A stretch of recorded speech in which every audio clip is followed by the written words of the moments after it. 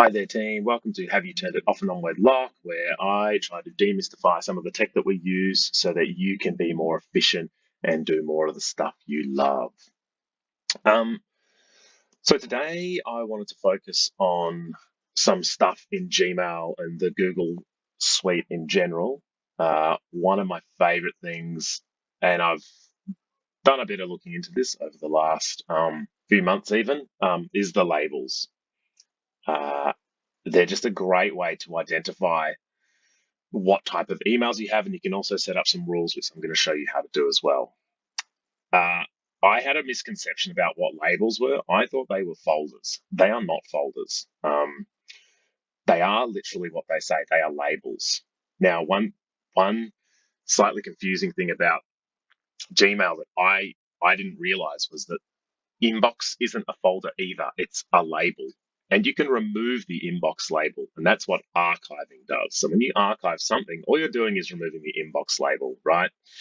Um, so I'm trying to think of one that I can do. This Loom email, I don't want it in my inbox anymore, but I don't want to delete it, so I'm going to archive it. And what you'll see is it removes it from my inbox. But if I then search up here for Loom, it would actually come up and the email's still there. So just because you can't see it doesn't mean it's not there. This search bar is also super powerful and it's just getting more and more powerful with AI and that sort of thing. Okay. So back to labels. That's how I want you to think of them. They are literally just labels, and you can play around with the colors and that sort of thing. You can also have nested labels. So I have MHC. The exclamation mark is so that it appears at the top, similarly with timetable. And I'll show you how I automatically filter stuff into timetable and say MHC, like the college at one. So as you can see here, there's an email from Sam.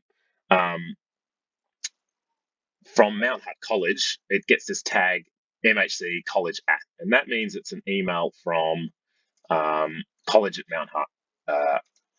So I feel like labeling it, and that's what I've done. But it does it automatically, okay? And I'm going to show you how to do that.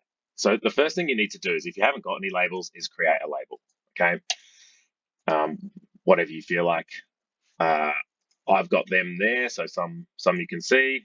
For instance, I've got a maths label. And when I click that, what it's doing is it's showing me everything with that maths label on it. But then I can sub-filter it to things like budget. So anything in approval max goes to that budget label. And something from the Canterbury Maths Association goes there as well. So let's set up a rule for something that I don't have one for yet, and it's this Office Max one. I'm pretty keen to set up a rule for that. And so the first thing I want to do, so I'm not Office Max, Approval Max. So if you're a budget holder, you probably get emails like this when you spend some money. What we can do is whenever I see three dots like this, I get really excited because it means that there's lots of options. Okay, I think some people can be a little bit scared of it, but I find clicking it really fun, and there's often some really cool stuff you can do. Like you can mark it as unread, not important, etc. Filter messages like these is what we really want to focus on right now. So I'm going to hit filter messages. What it does is it goes from notifications at approvalmax.com. There's a bunch of other things you can do in this space. So you can filter things on plenty of stuff like, is it from someone? Is it to someone? Does it have something in the subject? Does it include certain words? There's heaps of things you can do. If it has an attachment, you might want to filter it. You can search for it, but what we really want to do is create this filter, right? So anything from this email is going to get a filter on it, right? And there's heaps of stuff you can do. You can just archive it. So if you really don't like something from someone, or there's something in the label, you can do that. And just remember, archiving doesn't delete, it just doesn't send it to the inbox. So you'd have to check it periodically. Yeah, you'd have to check all your mail, mark it as read. These are just some options. What we really want to do is apply a label, okay? And what I want to do is apply, I probably should have set up a specific one, but at the moment, I'm just going to apply the maths dash budget label, okay? So when it comes in, it's going to label it as maths budget, And so that whenever I need to look up anything to do with my budget, it's just sitting there. Okay. You can categorize it. That's doesn't really matter. I think marking things as important can be good too. You can click never send it to spam. It just means it's important and you always want it to appear there because Google's filters can be a little bit magical. I'm also going to apply this to the 18 matching conversations. So it's found 18 conversations that have come from Approval Max. I'm going to tick that because what it will do is go back in time and label them all with that label. And I'm going to hit create the filter. And there we go. Hopefully at some point that one will appear with the label. And whoop, there we go. The label is there, right? And actually, if you click up here, you can see that I can search for all messages with that label. So if I click it, it's coming up here with all emails related to the maths budget. You can see here I've also made labels called past years, and a bit more technical, but I've actually archived everything from before 2024 and given it a label so that I can easily search for it, but it doesn't appear in my inbox. So I only have about 50 emails in my inbox. It was down to 10 at the start of the year, but I was very proud of that. It made me feel very clean and minimalist. Yeah. If you want to edit those in the inbox, let's hit settings. Now, this is just really basic settings. What you really want to do is click all settings, okay?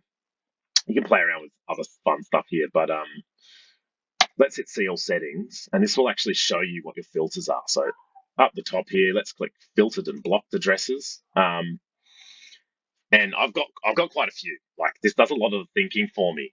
There's some fun ones like matches. If you put a star here, if you're know some computer science, star is often referring to a wild card. So what this is telling Gmail is that any email at officemax.co.nz gets a label Office Max because they always send it from different ones. So I don't know if it's like help at Office Max or bills at Office Max. Doesn't matter. It will still get labeled as Office Max. Same with things like NZANT. If someone sends something to the teaching mailing list, it gets labeled as teaching, so I can identify it quickly. There's that college one. You can also edit stuff there as well. This is an interesting one. So I don't know if you noticed, but when someone resolves a comment on Google Docs, it sends you an email. That was kind of bugging me a little bit. So I had a rule that marks it as read and applies a label to it. So it's never an unread conversation, and I can read it if I want. Yeah. Yeah. I'm trying to think. Yeah. So this timetabling one is another important one.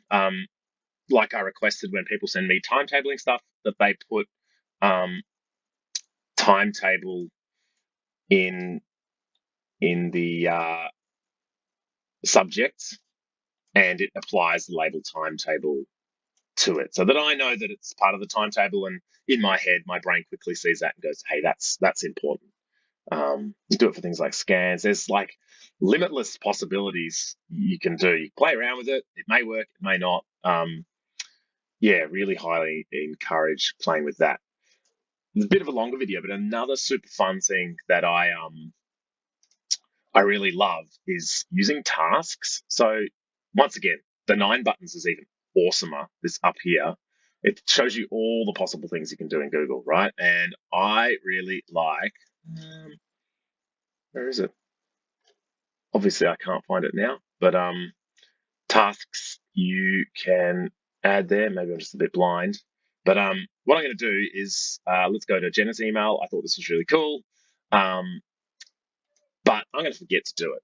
There's just no way I'm going to remember to do this if I don't have it as a reminder. And so one of the really fun buttons is add to tasks. And I showed someone this the other day, and it was kind of one of those aha moments. Or, oh my goodness, that's a thing. If you click add to tasks, you can get the tasks app for your phone. You can check them wherever you are. I'll show you in a second. What it does is it adds it to your task list, but not only that, it actually has a link to the email there.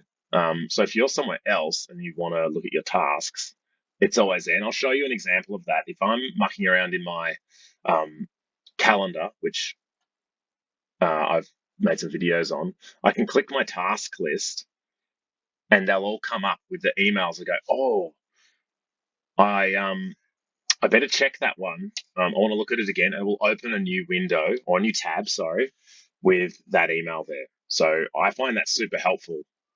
Takes you straight to the email.